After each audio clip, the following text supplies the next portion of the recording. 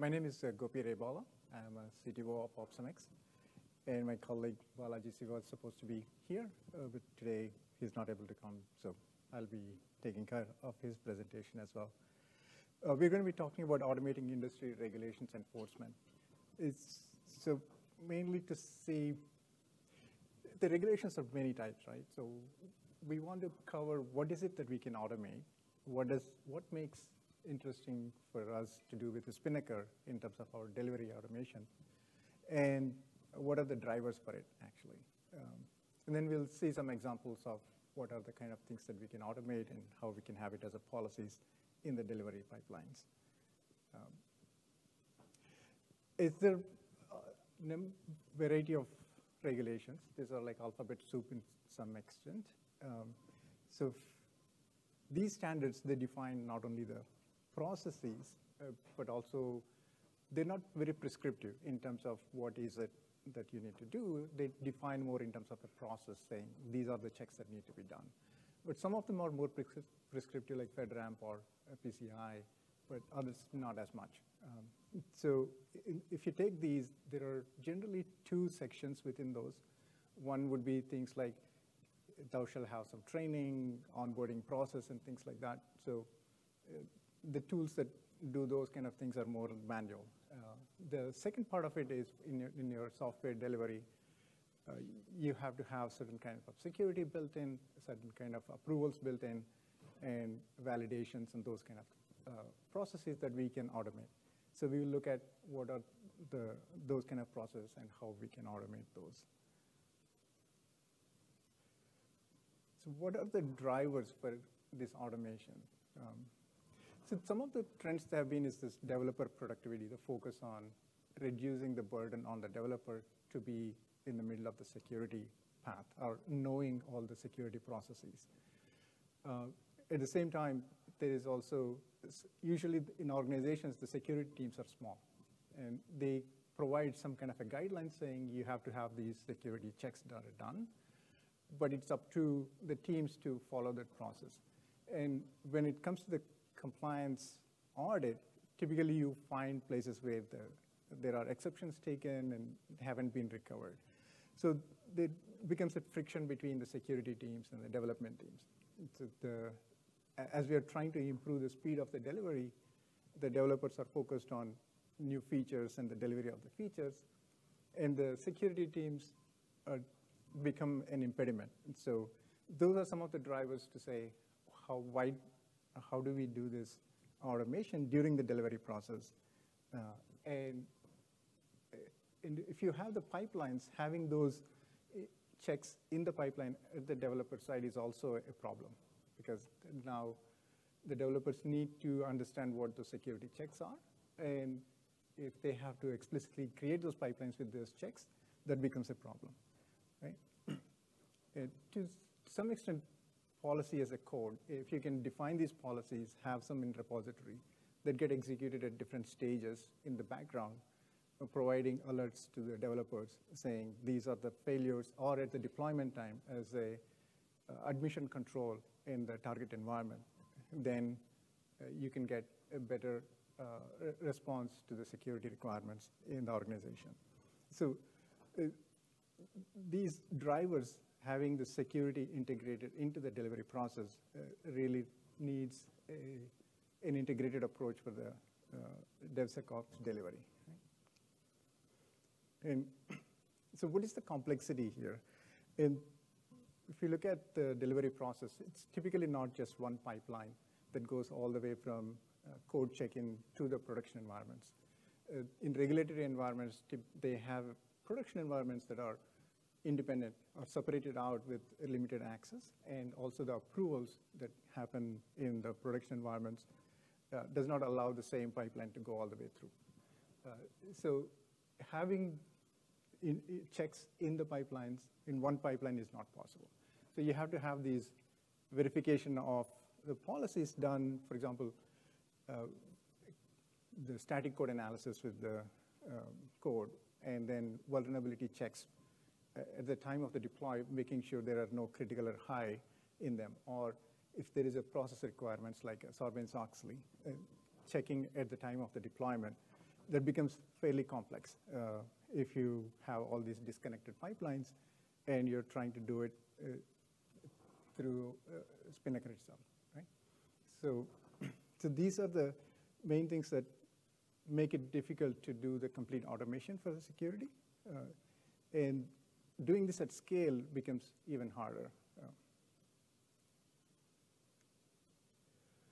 So what do we go, how do we do it with Spinnaker? Right? So Spinnaker provides some features in terms of security.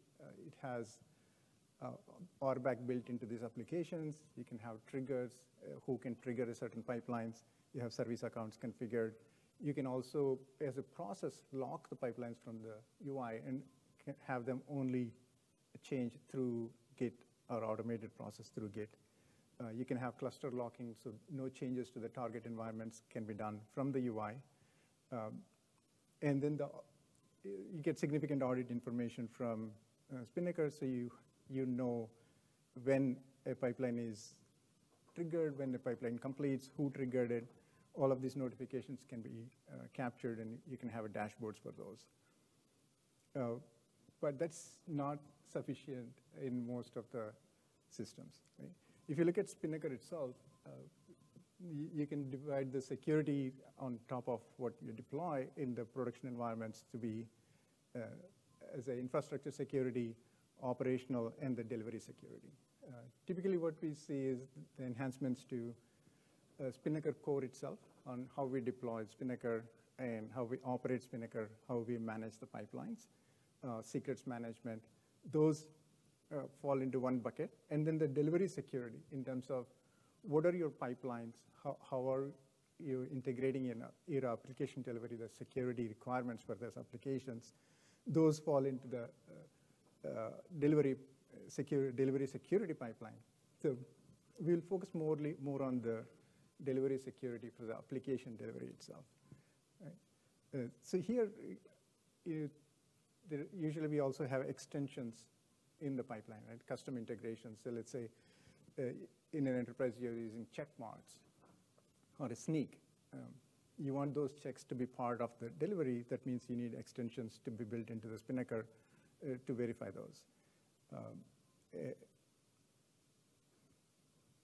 From the security perspective, you can see the security team is trying to protect the application from various types of attacks.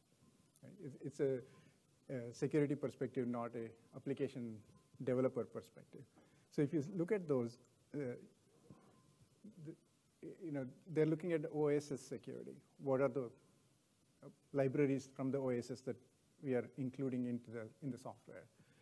What code are we forking and using in our code? What are the vulnerabilities that could be exposed because of the code that's being done? And if you're building, are we building it in the right server? You don't want the developers building on their test systems and then use that code to promote to the production, because you want to ensure the compiler and the libraries that are being included are all verified and vetted. In the artifact repository also, you want to make sure you pick it up from the right locations. You don't want the artifacts to be presented in a location where it's not approved by the central team, right? At the same time, the deployment, who can deploy? What are the processes? You don't want direct access to the target clusters. What are the processes, automated processes that we are using to deploy to those environments? And when you're running it, now, load balancers, security groups, what are the possible ways in which it can be attacked? So from the security perspective, these are all the things that they are trying to identify and enforce the threat vectors and enforce the compliance, so these are not exposed. Okay. So what that translates to from an application development and delivery perspective is all the checks that we need to do, right? Is SAST analysis, static code analysis, image scanning. When a binary is built, you want to make sure the image is scanned and for any of the libraries that are included in it come from the right location and known vulnerabilities don't exist for them. You also want to make sure the Git branch policies are set. This allows the ensuring that the changes that are going into the main branch are vetted, and you also go through some unit testing or other analysis before it gets into there. And then at the same time, you can also ensure that licensing for the open source. That's also one of the common themes that comes up. And once the binary is built in the testing, you have other processes that you have to go through. So dynamic analysis, and if you have a specific process requirements in an organization, some of them could be using Jira or ServiceNow, and ensure the process goes through that for the approvals. So you want to have that integrated in your automated process.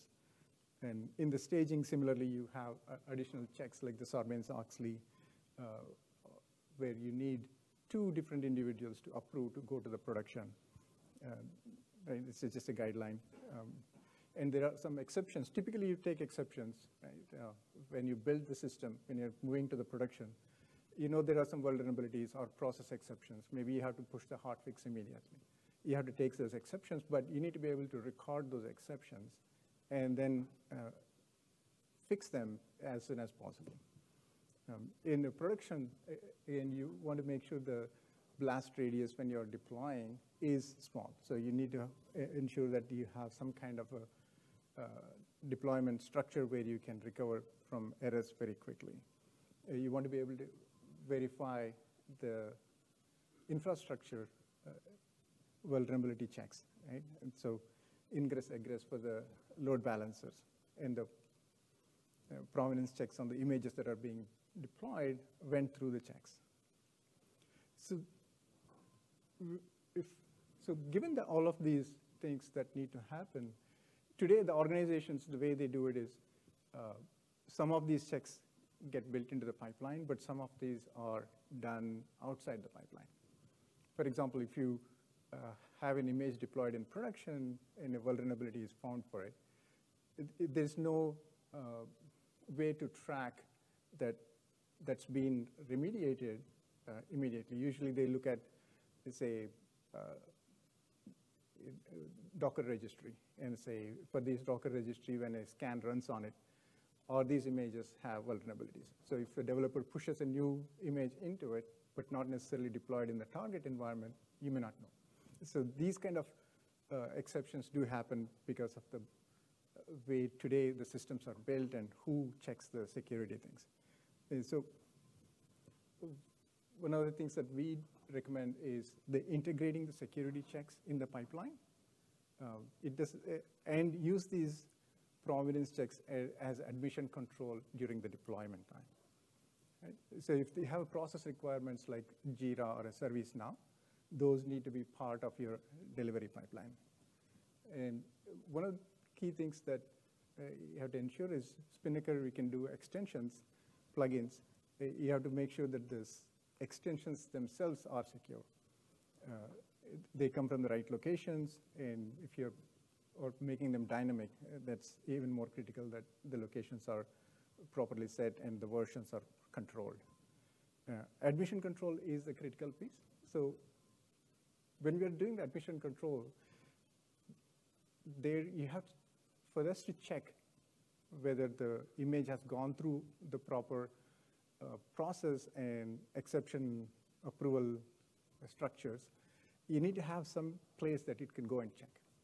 So that's where you need a database where you can verify the provenance of the image that is coming through and check that. So that's one of the things that we will talk a little bit more after this one. And it's not sufficient that you are compliant, but you need to be able to prove that you are compliant.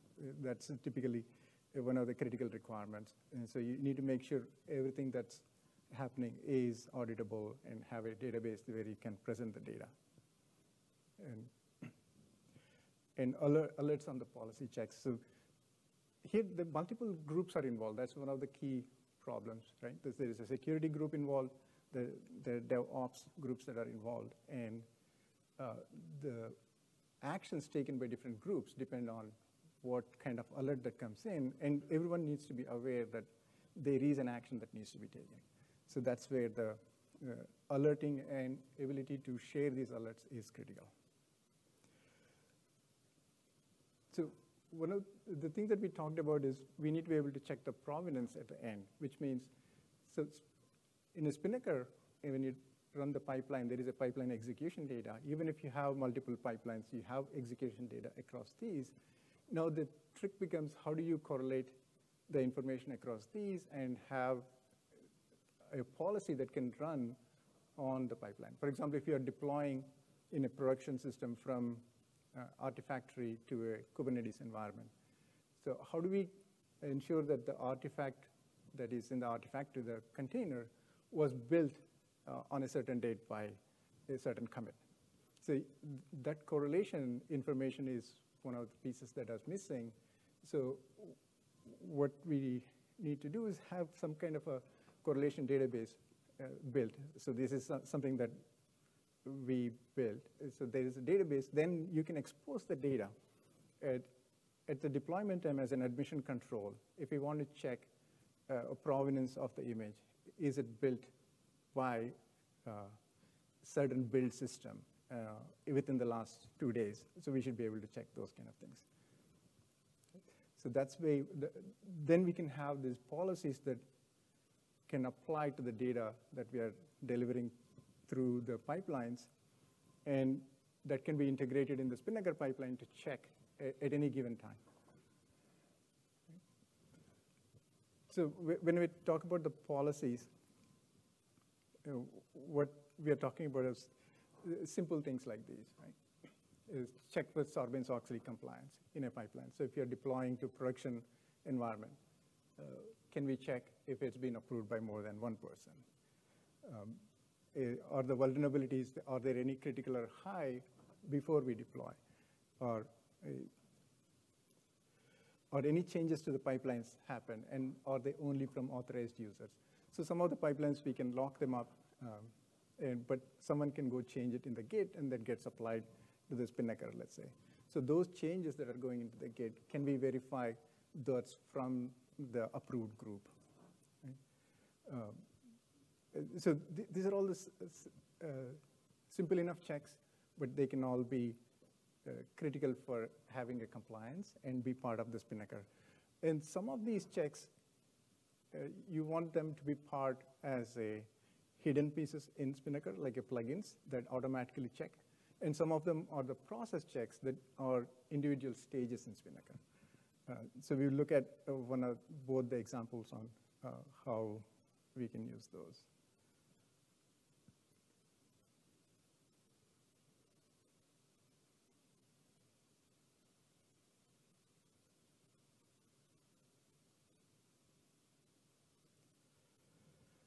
Let's see here. So what you're seeing here is some examples of the policy pipelines.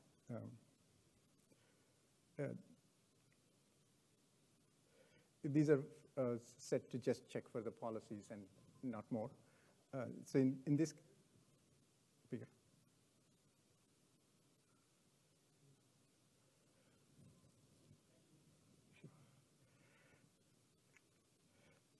So the way these systems are set up is there is a OPS server running in the backend, and there are some policies that are applied to it.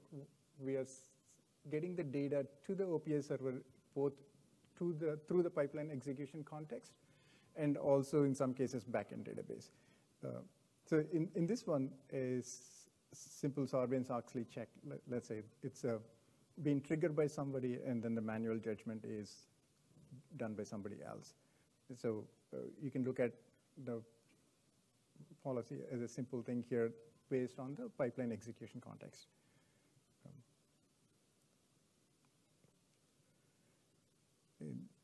This one is a similar one.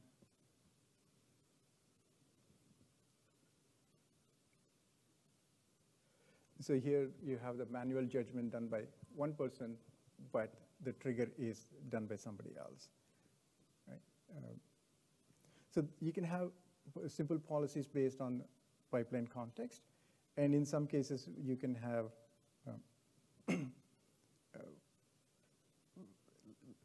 built-in structures where you say in a process, you require a automatic verification done in the deployment, and if we try to remove that and then go to the production environment, it should not allow you to make this policy or process change in the pipeline.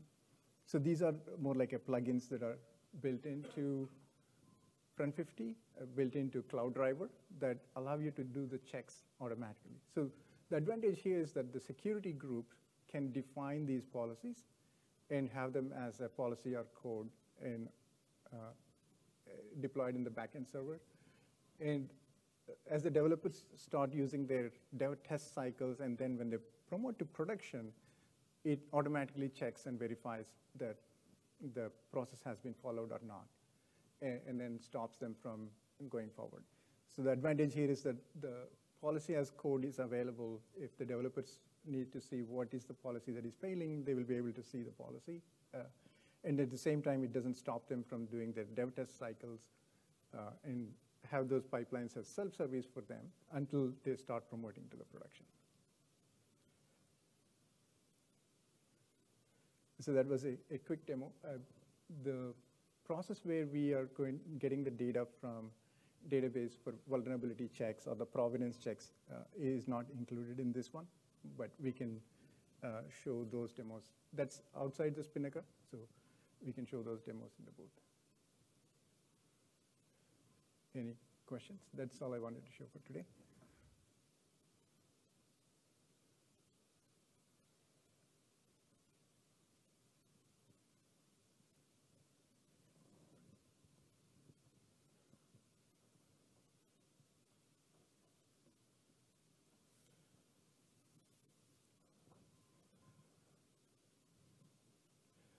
Any questions or?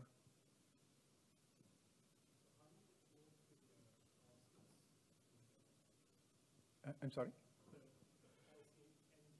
Yeah. Oh.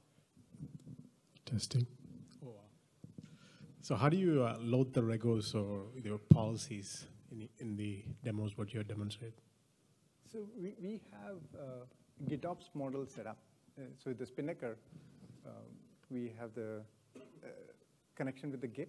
So anytime they change the policy applied into the Git, that gets applied into the OPA server that's running in the Spinnaker environment. So this is happening outside of Spinnaker? Yeah, those policies are applied. And you have a plugin or whatever that connects Spinnaker to OPA? So those policies also, we are applying through the Spinnaker pipeline, actually. Oh. So you have the Rego policies in the Git. There is one admin pipeline with the Spinnaker. Whenever changes happen in that Rego system, in the Git for the Rego files, it applies into the config. Okay, makes sense. Thank you.